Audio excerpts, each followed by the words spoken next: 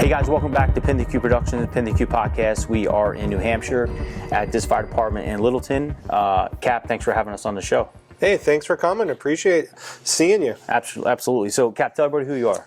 Well, my name's Chad Miller. I'm a firefighter paramedic here and captain on the department with Littleton Fire Rescue. Thanks a lot for coming on to the show.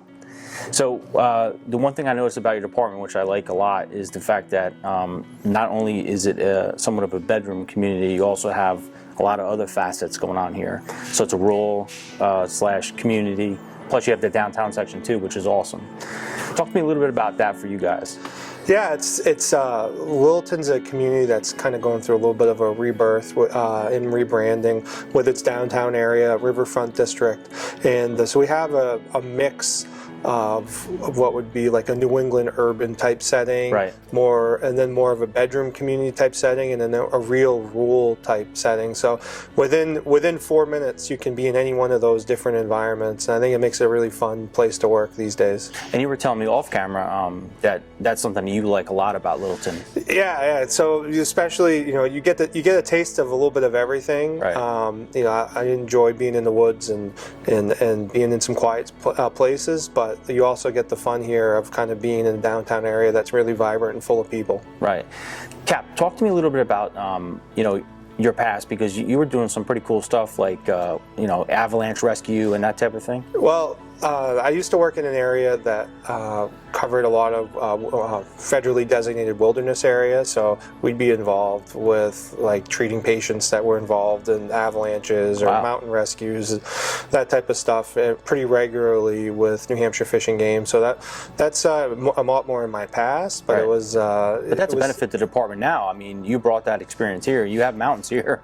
Yeah. You have rocks. Yeah. So we don't carry a lot of people out in litters here. Right. So it's you certainly carry that experience with you, and I certainly had a lot of fun there and got to see a lot of different things. But I think that's one of the benefits of working on a team is you get somebody that brings something, a little bit of everything, to the table. And you're also a medical examiner, so that's something else you're bringing to the fire department too, which is very unique. Yeah, it is, and it certainly helps. Hopefully, I think the biggest thing I bring forward that is helping people feel a little more comfortable in those end-of-life situations. Right. We're not well trained as first responders and how to deal with that. A lot of times we have to deliver the news. Absolutely that right. loved ones have died. That's a great point. And it's a really hard thing, and so just a lot of experience around that. Hopefully I've been able to show that to some of the crews. Different techniques and right. to handle those really difficult situations. One of the other things I love about this department and speaking to you guys is that you're very progressive. In a community like this, you're very progressive. One of the things you brought EMS to the city. Talk about that a little bit. Yeah, so we had a number of EMS contractors, and then in 2019 we had the opportunity to present the fire-based EMS system. So we've done that here, and recently the town just voted to continue that as a permanent operation. Yeah, that's great. So it was kind of a 3-year proof of concept trial period. More recently, We've been pretty, and we haven't talked about this, but we've been pretty involved in the COVID response. We wrote one of the first protocols in the state for testing of patients for COVID pre-hospitally. Oh, wow. Which we didn't talk about because we didn't want to be a mobile test site. Right. So patients didn't necessarily know that until the moment of, if they had COVID symptoms, we'd test them. And we did a lot of vaccine clinics as well, vaccination clinics. So we staffed, either staffed or provided logistical support to more than 100 clinics in the area. And like COVID is a great example of how things just happen, and now you have to adapt to these situations and be progressive. And that's another way your agency has been progressive with something new. Yeah, I mean, didn't expect to ever be involved in vaccinating persons. Absolutely, other than the planning we had done with the Public Health Network years ago. That sat on the shelf. So, and the staff has been great. They've really stepped up and helped us deliver all these vaccines, whether it's supporting a clinic or we went and did homebound vaccines to hundreds of patients here in the Northwoods, or did clinics for first responders when we first started. Helped our hospital with clinics for teaching staff, educational staff. So it's been a really interesting year and a half now at least. So we have our viewers, we like to tell them about new things in the fire service. We go to like interesting places because we like to tell these stories. And one of the things I liked about this department was that you also have your full-time staff, but you also have call department. So talk to me a little bit about how that works for you guys here. So yeah, the call staff just augments the daily staffing on an as-needed basis, call-by-call basis, we're fortunate that we have a few very dedicated people that are able to come in and give us a hand. It could be any number of things, whether it's operating apparatus and equipment or covering the station, answering phone calls, helping to direct resources. Even when we have some staff that wouldn't necessarily be frontline firefighters, but they know the community very well. And when we have mutual aid companies covering, they can direct them to the best resources. This is the best hydrant in that area. Don't use this one. That type of stuff. That's really invaluable. Invaluable resources, absolutely. Yeah. Cap, talk to me about the fire department for you on a personal standpoint. What does this mean to you personally? Well, it's just been a tremendous amount of fun to be here in Littleton. Our department's doubled in size in the last 4 years. That's fun to see that growth. And we're literally writing the book every day when how we're updating policies and procedures, staffing. We have one station, so we don't have to split out of multiple stations, and so it's been a real challenge to bring on so many new young members at once and get them acquainted to the job in the community. It's been a lot of fun to be part of building something new. A lot of times we're just doing what they did yesterday or the day before. We make our small changes and whatnot, but especially here in northern New England, it's not too many times where you get to see the type of growth and change that we've been through as an organization. And we still have so much more to go. When we decided to take on fire-based EMS, we were basically given a 28-day notice. And within 28 days, we had a full transport system up and working. And wow. Every member of the department voted. And this isn't something that happens ever, but everybody said, we're doing this. This is incredible. Yeah. I don't know of any other place that within 28 days you're operational and transporting. Yeah, I mean, we have a lot to thank the surrounding communities. Whitefield Fire Department lent us an ambulance to get started. We ordered one, but that takes time. Absolutely. And they were very helpful in getting us started. And we certainly feel a debt of gratitude to all the departments around us that lent us things or let us borrow things. Absolutely. So we've been hopefully someday you'll be in a position to do the same for others. Yeah, I mean, I hope so. I always say anything anybody needs. Like, with the vaccinations, we did a lot of first responder vaccines, and there was a lot of questions and confusion at first. And so hopefully, we were helpful in sorting through some of that. Right. Cap, what is it that you'd like to see moving forward for Littleton? Is there a thing that you have in the back of your mind, like this is something I want to see achieved? Is it, you mentioned membership. Is driving through like the high school something important to you? Or we've had, I think, we've had some success with a high school firefighting program that has had a lot of people either go through it or on the fringes of it. And I think as I'm getting to this point in my career, it's how do we get the next generation in and interested in the fire service and public service. Right.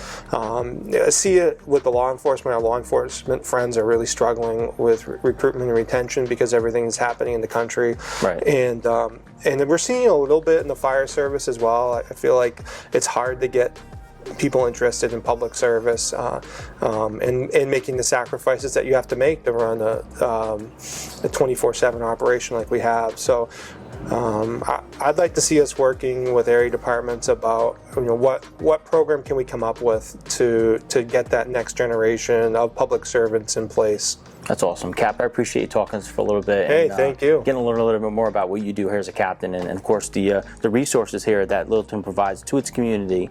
And it's not like you have this enormous budget to do it on, so it's incredible what you're able to do with the little you have. Yeah, it's it's all the staff. I mean, I'm just one person. They make Right. everything happen, and we just try to give them what they need and stay out of the way. So in closing, Cap, what is it that Littleton does, in your opinion? What do you guys do? What is it that you're doing right? Well, I think we found the right people to work with. We fight like brothers, and it's like, well, it's because we are brothers. Absolutely, And we've got everybody here is pulling the line. They're all rowing in the same direction. Awesome. They have a passion for the job. They have a passion for taking care of people, and we work through those other issues. And I think that's what makes me really proud. Awesome. To be a part of seeing a lot of these guys come on to the department and watching them grow. We've got a couple people in a paramedic program now. Oh, very cool. And it's fun to see them struggle, Right. with that. About those growing pains. Yeah, exactly. Right. Anybody who's been through it knows. So, yep, exactly. And so, I'm enjoying. I really enjoy seeing everybody else around me Right. take a step forward, whether it's into a leadership position or into new certifications areas. Awesome. And that makes it a lot of fun. Great. I appreciate you talking to us, Cap. All right, thank you. Guys, we have a lot more coming at you here at Littleton, New Hampshire. Stay with us.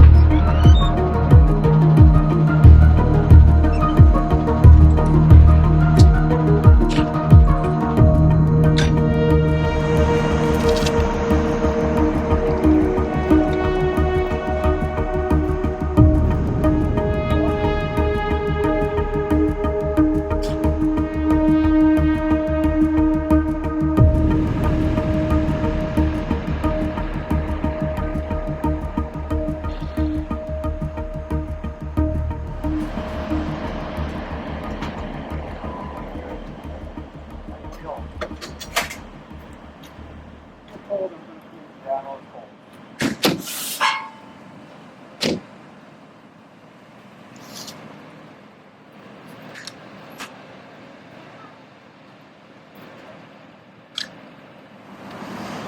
right, so we were dispatched down here to an apartment complex in Littleton for an elderly female who tripped and fell, and we're bringing ambulance crew here is bringing her up to the hospital for an evaluation.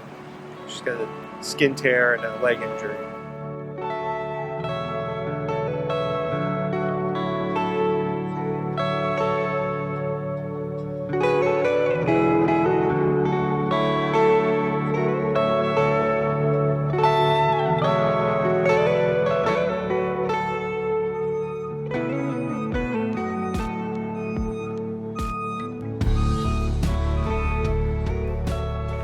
Hey guys, back here in Littleton, continuing our coverage of the fire department, and the fire department itself is awesome, by the way. I like this place. I like doing stuff inside the bay at a firehouse because it's real. Like right now, we have a guy in the background going through tools, right? So you can hear him in the toolbox right now. So it's a nice after effect of what's going on. So it brings some more of the realness of the fire service and what we actually do, right? It's exactly. It's not like a movie set. Yeah. Bro, welcome to the show. Thanks. Tell everybody who you are. Thanks for having me. I'm Anthony Ellingwood. We know you as Tony, right? Tony, yeah. I don't really like Anthony too much. So this is Tony. Tony, yeah. Tony, first and foremost, how did you get involved in the fire service? How did this all start for you? Actually, funny thing, I grew up here in town from Littleton High School, and when I was going through, it was either military or fire for me, because my father's full-time National Guard and all that stuff. And so he was kind of grooming me for military and National Guard and stuff. And so my junior year of high school, we had a guy from Venezuela come live with us. Oh, cool. And he's like, what do you feel like doing for the rest of your life? And I'm like, well, military, I'm kind of getting groomed for it, Yeah, following the dad's footsteps. Yeah. And he's like, well, do you really want to go in the military? I'm like, yeah, I kind of see myself in the military, and I want to help people, And he's like, well, you ever thought about fire and EMS? And I'm like, yeah, I got two fathers. My biological father, he's also a firefighter.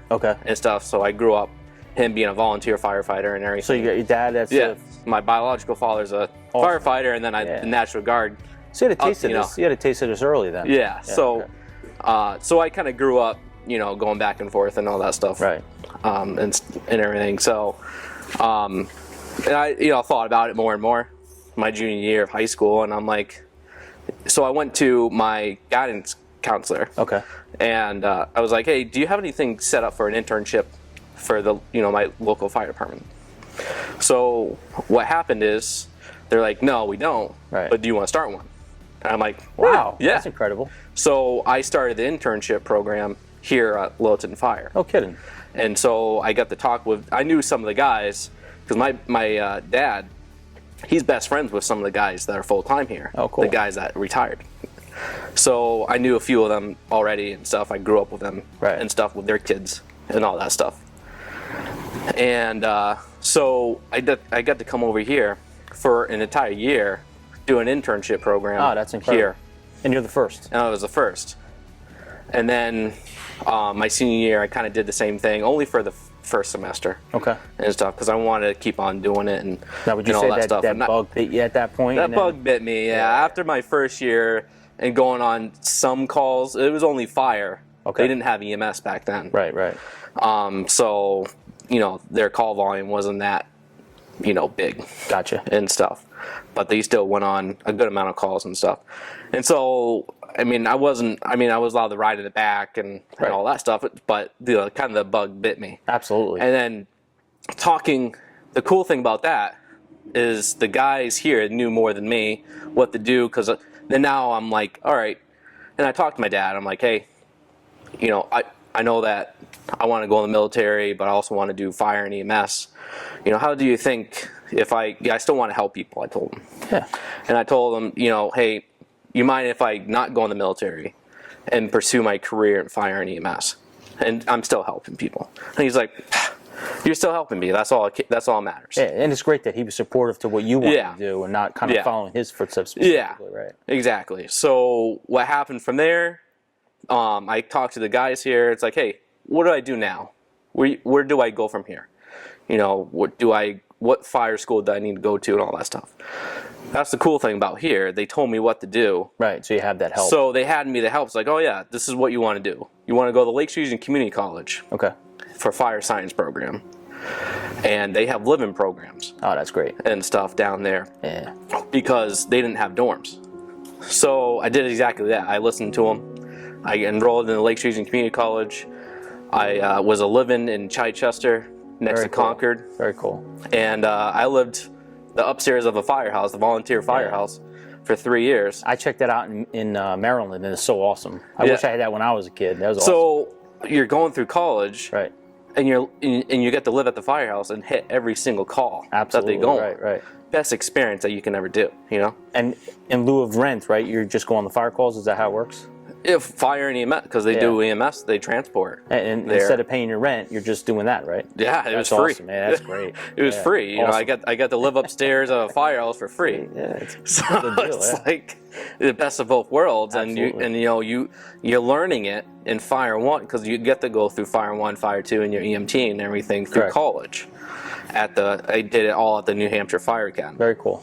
And when I was going through that, everything I learned, I got to actually do it. Right. At the firehouse. Yeah, so it's a home stuff. run. It's a home run. So it's like, So from there, I graduated. I did 3 years. I got my fire science degree, fire protection degree. Awesome. I almost got my fire investigation degree. Got three degrees, but they got rid of the fire investigation degree. Okay. When I was pursuing my second degree. So from there, I moved back up north. To Littleton and started doing EMS and stuff. I got back on here as a call guy, and being from a local town and stuff, I wanted to pursue going away from Littleton. Going away. Stepping outside your sandbox. I knew my comfort zone was here and all that stuff. Right. And so I did. I went to different fire departments down south in southern New Hampshire and all that stuff. And then an ambulance service from over in Vermont moved in here, and I got a job, a full-time job with them. Okay. And so here you are back. So I was working private EMS. Right. And then they got done with here out of Littleton, and they went back to over Vermont, but I still stayed there. Full-time and stuff. So now I was traveling from Littleton over there, and then all of a sudden, I'm like, all right, I want to live in town. I want to live in Littleton. This is my hometown. I love it here. Me and my wife were high school sweethearts. Oh, that's cool. That's where I met her and stuff. She wanted to be here in town. We want to grow a family here, Very nice. So we built a house here in town. Cool. And because of that, it got me rethinking. Like maybe I should be home. Right. What would be better than not, working in your own hometown, working, you know what I mean? And you're already part of the community. So. I'm already part of the community. Right. The Ellingwood name is very big with the community because of my grandfather. Okay. My grandfather was a car salesman here in town, and huge on the Lions Club. So he was deep rooted. Right. Very nice. Same with my father. He came back to town after the military, and he actually just ended his 30-year career. Wow. Just retired from the military. Fire is where I want to. I did a lot in EMS. We all start that way. I did transfers, all that stuff. Sure. And I'm like, all right, I'm kind of done with that. I'm kind of done with doing a whole bunch of transfers all the time. Right. Getting home late, never seeing my wife and stuff. And I'm like, I saw that we were looking for guys still for the call company here. So I got back on the call company, but like 2 months later, they're looking for a full-time guy now. No, that's awesome. So now I put in for that. Right. Because I knew that I wanted it. And as a call guy, you're allowed to come here and work as a fourth guy and do that kind of thing. So I ate that up. Sure, of course. Smart. I ate that up. I'm like, all right. Yeah, because you want to prove yourself. Yeah, exactly. I want to show how much I want it. Right. And stuff before even going for the full-time job. I tell people on the show all the time, it's an investment in yourself. Yeah. You know, the most you can do for yourself is an investment. Yeah. Right. Yeah. So, a year and a half later, I'm off of probation now. Good for you. So congratulations. And so what was it like? Was it like hitting the lottery for you when you got the full-time job here? Oh yeah. It was a big deal for me. Right. And big deal for the Ellingwood family here. Absolutely. And stuff. My father still lives here. My grandfather still lives here and stuff. So when they can see that in Ellingwood's on the fire service here in town too, it's pretty cool. I love the fact that through our conversation, your last name means something to you. I love the fact that community means something to you. Oh yeah. I think that's a super important trait, and the fact that you're talking about that on the show is important because we need more of that. That name that you're talking about is on the back of your coat for a lot of firefighters throughout the U.S. And when that name's back there, I mean, you have to live up to that name and make sure that you keep and represent your name well. Exactly. So I love the fact that you talk about that because that's important. Yeah. I mean, my father got back.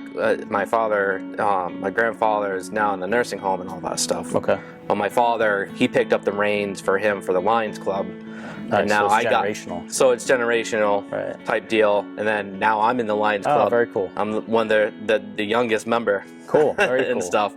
But I want to keep that going. Absolutely. I want to keep that generation stuff going. Absolutely. I don't have kids yet, but hopefully when I do in the future, yeah, God willing, they go through the school system here, right, and stuff, and then so on and so forth. So, as a younger firefighter in the service and coming in, what advice would you have for someone looking to become a firefighter, not even in New Hampshire, but just in general? What advice would you give them? I mean, just to don't think about like all the stuff that you have to do your Fire 1 and as many hours that is to do that, your Fire 1, Fire 2, and your EMS, and now a lot of the full-time fire departments are looking for ALS. Right. So now you get to get your advanced EMT or paramedic and stuff now. So just roll with the punches. Right. Because there's going to be. Absolutely. It's not gonna be easy. It's not gonna be easy. Right. If it's easy, everybody would be able to do it. And you have to work at it. Right. Absolutely. And don't come into the job thinking that you're gonna be making a lot of money too. Also, because this is not the job.